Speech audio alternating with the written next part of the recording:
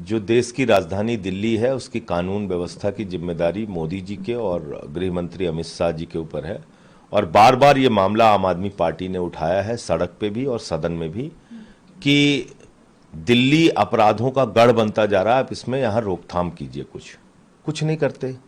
Court के अंदर हत्या हो जा रही है, एक महिला के साथ गैंग रेप करके उसको सड़कों पे घसीटा जाता है, गैंग वॉर होते हैं दिल्ली की सड़कों पे।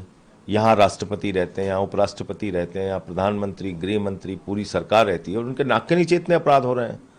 तो अपराधों को नियंत्रित करना चाहिए, उस पर कार्रवाई करनी चाहिए और गृह मंत्री जी को इसका संज्ञान लेना चाहिए और कैसे यहाँ पे अपराध रुकेगा इसका इंतजाम करना चाहिए। सर, सुप्रीम कोर्ट कैसे गैर मुस्लिम नियुक्तियों पर रोक लगाई, जो वक्फ बोर्ड कानून है और जो भी परिवर्तन है उसको अगली सुनवाई तक रोक दिया है। देखिए, ये देश तानाशाही से नहीं चलेगा, संविधान से चलेगा।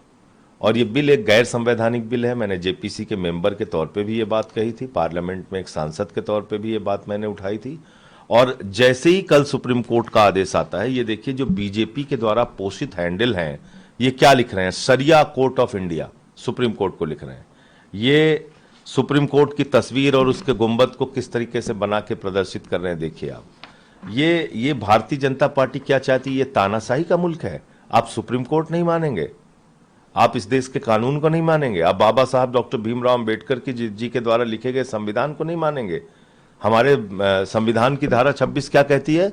अलग अलग धर्म के लोगों को अपनी धार्मिक मान्यताओं के हिसाब से धार्मिक संपत्तियों के प्रबंधन और पूजा अर्चना, उपासना, इबादत, प्रेयर करने की आजादी होगी। तो वो अधिकार आप कैसे छीन सकते हैं? आप कौन होते हैं छीनने वाले? इसलिए कि आपको संख्या बल मिल गया।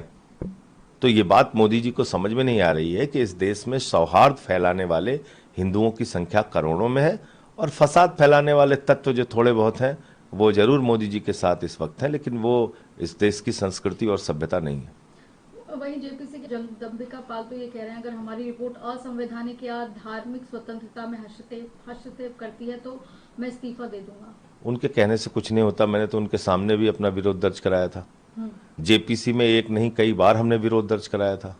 हमने बार बार उनको कहा था कि ये चीजें आप जो इसमें लेके आ रहे हैं संशोधन, ये गलत है। आप मुझे बताइए, भाजपाई कह रहे हैं कि वक्फ की संपत्तियों में भ्रष्टाचार होता है और तुमने सजा घटा के 3 साल से 2 साल कर दी। जो गैर जमानती धारा थी इसको जमानती धारा बना दिया। तो मकसद क्या है? मकसद यह है, मोदी जी वक्फ की जमीनों पे कब्जा करके अपने दोस्तों को देना चाहते हैं, जिससे उनको कोई सजा ना हो, कोई कार्रवाई ना हो उन पे। मोदी जी 13,000 एकड़ जमीन रक्षा विभाग की अयोध्या में अपने दोस्तों को दे चुके हैं, इस बात का प्रमाण है। मोदी जी ने 300 मंदिर तुड़वाए काशी के अंदर और वहां पर जमीनें अपने व्यापारी दोस्तों को दे दी, इसके प्रमाण है।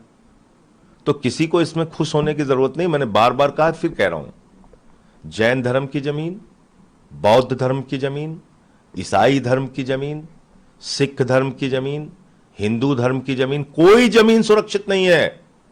ये सारी जमीनों को कब्जा करके अपने दोस्तों को देना चाहते हैं। मैं बार बार इस बात को कह रहा हूं और प्रमाण के साथ कह रहा हूं, इनकी मंशा यही है। इसलिए सबको मिलकर इसके खिलाफ आवाज उठानी चाहिए। सर, कर्नाटक उच्च न्यायालय को लेकर कहा राज्य सरकार को, जो मुर्शिदाबाद में प्रदर्शन चल रहा था कि इस तरीके के प्रदर्शन की अनुमति नहीं दी जानी चाहिए जब सुप्रीम कोर्ट में मामला है। वहीं राज्यपाल वहां जाने की मांग कर रहे हैं। सीएम ने खुद कहा कि वो वहां की लॉ एंड ऑर्डर सिचुएशन पर नजर बनाए हुए हैं। ये तो बंगाल का मामला है जी।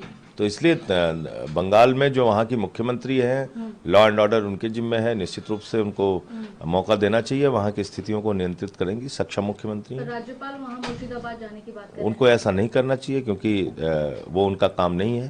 जी। तो इसलिए वो बीजेपी के इशारे पे ऐसे काम उनको नहीं करना चाहिए। सर, एक आखिरी सवाल, जो उपराष्ट्रपति जगदीप धनखड़ जी ने आलोचना की है सुप्रीम कोर्ट की भी। देखिए, सुप्रीम कोर्ट को अधिकार है, अगर कोई गलत कानून पास होता है पार्लियामेंट के अंदर तो उसकी समीक्षा वो कर सकें। और ये गैर संवैधानिक बिल है, ये हम लोगों ने बार बार कहा था, सदन में भी, सड़क पे भी, जेपीसी में भी, और सुप्रीम कोर्ट उसी बात की समीक्षा कर रहा है।